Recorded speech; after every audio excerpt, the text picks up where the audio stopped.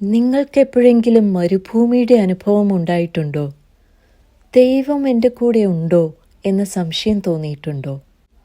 പുറപ്പാട് 17-ാം അധ്യായത്തിൽ ഇസ്രായേലിയർ മരുഭൂമിയിലായിരുന്നു. അവിടെ വെള്ളമില്ല. അവർ മോശയോട് പിറുപിറുത്തു, ഞങ്ങൾക്ക് കുടിക്കാൻ വെള്ളം വേണം. മോശ ദൈവത്തോട് നിലവിളിച്ചു. ദൈവം പറഞ്ഞു, ഹോരേബിൽ ഒരു പാറയെ അടിക്ക. മോശ അതുപോലെ ചെയ്തു. വെള്ളം പാറയിൽ നിന്നൊഴുകി. ദൈവം അവിടെ വിശ്വസ്തനായിരുന്നു. അതിനുശേഷമോ അമാലേക്കർ അവരെ ആക്രമിച്ചു. മോശ യോശുവയോട് യുദ്ധം നയിക്കാൻ പറഞ്ഞു. പക്ഷേ ജയം വാളുവഴിയല്ല വന്നത്.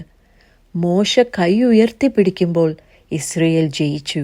മോശയുടെ കൈ താന്നാൽ ഇസ്രയേൽ തളരും. അപ്പോഴോ അഹരോനും ഹൂരും മോശയുടെ കൈയെ താങ്ങി. അങ്ങനെ ഇസ്രയേൽ ജയം കണ്ടു. നിങ്ങൾ വരണ്ട അനുഭവത്തിലൂടെയാണോ കടന്നു പോകുന്നത്? കണ്ണുകളെ ഉയർത്തുക. ദൈവം ഇന്നും നിങ്ങളുടെ ഉറവിടവും ശക്തിയുമാകുന്നു.